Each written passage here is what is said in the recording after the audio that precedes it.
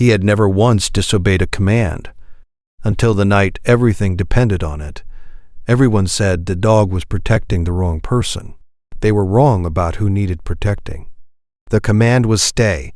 Beau had known it since he was 11 weeks old, a chocolate Labrador with a working dog's nervous system and an unusual stillness that his trainer had noted at the first session. He holds a command like he means it, she had said, which was the most precise description of the dog Renata had ever heard. Beau meant everything he did. He was a dog who had one speed in each direction, fully committed. The toddler's name was Sophia. She was 22 months old, dark-haired, with the particular energy of a child who has recently discovered she can run but has not yet discovered brakes. Renata was 34, a corporate paralegal, single parenting on weekdays because her husband traveled. She was good at it. She was organized, systems-based, the kind of mother who had the emergency contacts laminated above the kitchen phone and the pediatrician's after-hours line in her home screen favorites. The problem began on a Wednesday, a week before Thanksgiving. Sophia and Renata were on the floor of the living room. Renata was sorting a work folder. Sophia was stacking soft blocks. Beau was on his bed across the room on a downstay, which was his assigned position when Renata was working. Hay held it for 40 minutes without moving, the way he always did. Then Sophia made a small, unhappy sound, the kind of sound that precedes a bigger sound, and Beau left his stay. He didn't rush. He moved with the deliberate certainty of a dog who has weighed something and made a decision, crossed the room and positioned himself between Sophia and the doorway. Then he looked at Renata. She gave him the command again, "Stay." He turned his head toward her and then turned it back toward Sophia. He did not move. Renata was not alarmed. She was mildly annoyed. Beau had never broken a stay command. She walked over, took him gently by the collar, brought him back to his bed, set him down. He held it for 90 seconds, and then stood up and went back to Sophia.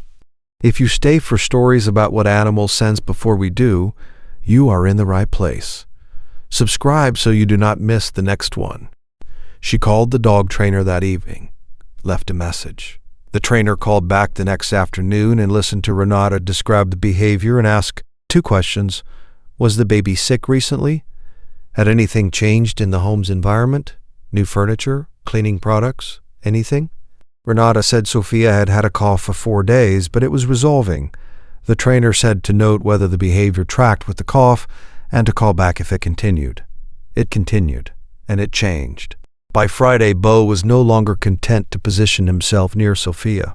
He was pressing his nose toward her face the way he had in the early weeks after she came home, when everything about the new baby had required investigation. He had stopped doing that months ago. Now it was back and more urgent, and paired with the behavior Renata had never seen. After each approach to Sophia's face, Beau would turn and walk directly to the front door, position himself at it, wait, then return to Sophia, then the door again, like he wanted them to leave. Renata posted about it in a dog owners group online at 11 on Friday night, mostly to feel less alone in her confusion.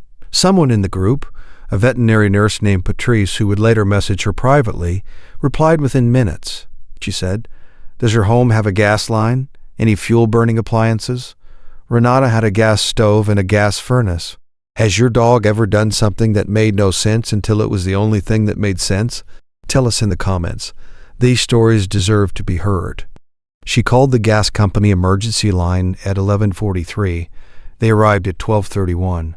The technician's name was Gerald, 20 years in gas infrastructure, and he found a hairline fracture in the connector between the gas line and the furnace, a micro crack in a fitting that had almost certainly been developing slowly for weeks. Carbon monoxide had been accumulating at ground level. Adult humans would feel at first as fatigue, mild headache, slight dizziness, symptoms easily attributed to a busy week, a cold, the approach of a winter illness. A toddler at floor level experiences it at concentrations adults standing in the same room do not.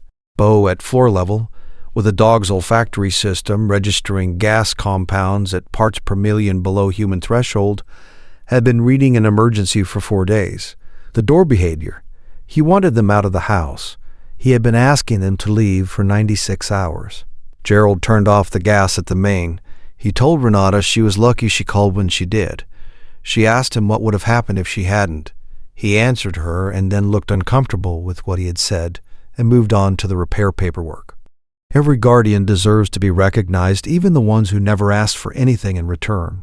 If stories like this matter to you, subscribe so you never miss the next one. Renata and Sophia slept at her mother's house that night. She brought Beau. He settled immediately in the unfamiliar space in a way he had not settled in his own home in 4 days. The furnace fitting was replaced the next morning. The house was ventilated for 6 hours.